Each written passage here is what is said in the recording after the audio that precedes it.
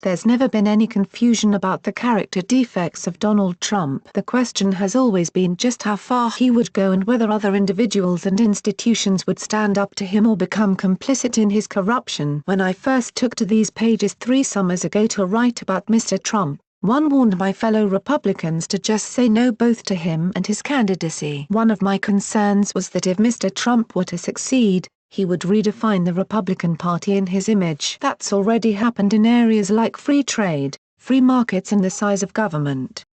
In attitudes toward ethnic nationalism and white identity politics. In America's commitment to its traditional allies, in how Republicans view Russia and in their willingness to call out leaders of evil governments like North Korea rather than lavish praise on them. But in no area has Mr. Trump more fundamentally changed the Republican Party than in its attitude toward ethics and political leadership. For decades, Republicans, and especially conservative Republicans, insisted that character counted in public life. They were particularly vocal about this during the Bill Clinton and Monica Lewinsky scandal, arguing against compartmentalization, by which they meant overlooking moral turpitude in the Oval Office because you agree with the president's policy agenda or because the economy is strong. Senator Lindsey Graham, then in the House, went so far as to argue that impeachment is not about punishment. Impeachment is about cleansing the office. Impeachment is about restoring honor and integrity to the office. All that has changed with Mr. Trump as president. For Republicans, honor and integrity are now passé. We saw it again last week when the president's longtime lawyer Michael Cohen, standing in court before a judge, under oath implicated Mr. Trump in criminal activity, while his former campaign chairman was convicted in another courtroom on financial fraud charges. Most Republicans in Congress were either silent or came to Mr. Trump's defense, which is how this tiresome drama now plays itself out. It is a stunning turnabout. A party that once spoke with urgency and apparent conviction about the importance of ethical leadership, fidelity, honesty, honor, decency, good manners, setting a good example, has hitched its wagon to the most thoroughly and comprehensively corrupt individual who has ever been elected president. Some of the men who have been elected president have been unscrupulous in certain areas: infidelity, lying, dirty tricks, financial misdeeds, but we've never before had the full spectrum corruption we see in the life of Donald Trump. For many Republicans, this reality still hasn't broken through. But facts that don't penetrate the walls of an ideological silo are facts nonetheless. And the moral indictment against Mr. Trump is obvious and overwhelming. Corruption has been evident in Mr. Trump's private and public life, in how he has treated his wives, in his business dealings and scams, in his pathological lying and cruelty, in his bullying and shamelessness, in his conspiracy mongering and appeals to the darkest impulses of Americans. Senator Bob Corker, a Republican, refers to the president's race-based comments as a base stimulator. Mr. Trump's corruptions are ingrained, the result of a lifetime of habits. It was delusional to think he would change for the better once he became president. Some of us who have been lifelong Republicans and previously served in Republican administrations held out a faint hope that our party would at some point say enough.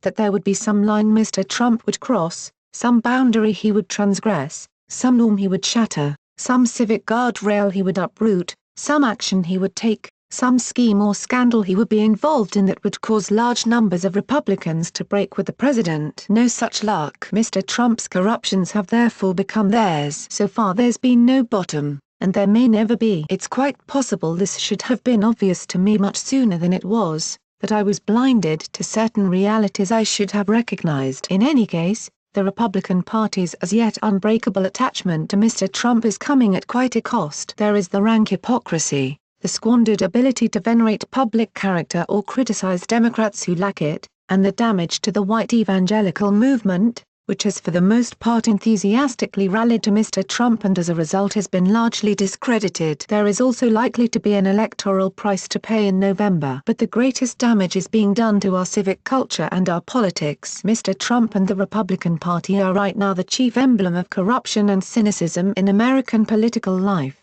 of an ethic of might makes right. Dehumanizing others is fashionable and truth is relative. Truth is in truth, in the infamous words of Mr. Trump's lawyer Rudy Giuliani. They are stripping politics of its high purpose and nobility. That's not all politics is.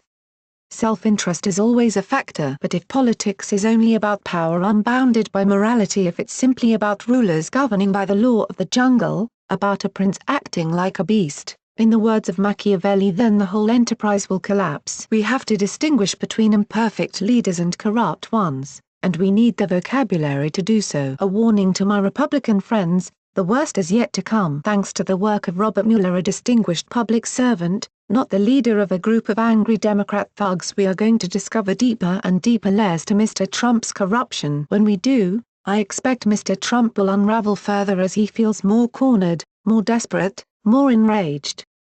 His behavior will become ever more erratic, disordered and crazed. Most Republicans, having thrown their MAGA hats over the Trump wall, will stay with him until the end. Was a tax cut, deregulation and court appointments really worth all this? Thanks for watching. What did you think of this video? Let us know in the comments section below. You can also subscribe for more videos like these in your inbox. Now, if you are seeking the latest trends in fashion, and electronics and gifts and more of the coolest things that you never knew existed at the best prices, please feel free to visit www.atthismall.com. Once again, that is www.atthismall.com. If you are seeking the best in facial and clear skin regimens and products for women and men, including an opportunity to earn residual income, please visit our partner at www.jdro.my/r&f.com. All links are in the description box below. Share this video with your friends and family. Since you're watching, we have a small favor to ask. More people are viewing our videos more than ever, but advertising revenues across the media are falling fast. And unlike many news organizations, we haven't put up a paywall. We want to keep our journalism as open as we can, so you can see why we need to ask for your help. Our videos and reports takes a lot of time, money and hard work to produce. Our investigative reporting uncovers unethical behavior and social injustice that helps to hold governments, companies and individuals to account. Through this we can, together, create meaningful change in the world. We do it because we believe our perspective matters, because it might well be your perspective too. For as little as $1, you can support us, and it only takes a minute. Thank you. Like and share this video on Facebook and Twitter if you agree. Don't forget to support this channel by clicking on the donation link down below and subscribing so you never miss any of our trending reports. What do you think about this video? Scroll down to comment below. Now, if you are seeking the truth or guidance or need a prayer request or studies, please visit followyesshua.com at www.followYesHua.now.com. Please note that we have changed to a new YouTube channel. The link is in the description box below. Please subscribe to the new channel, as this one will no longer have new videos and reports posted to it anymore.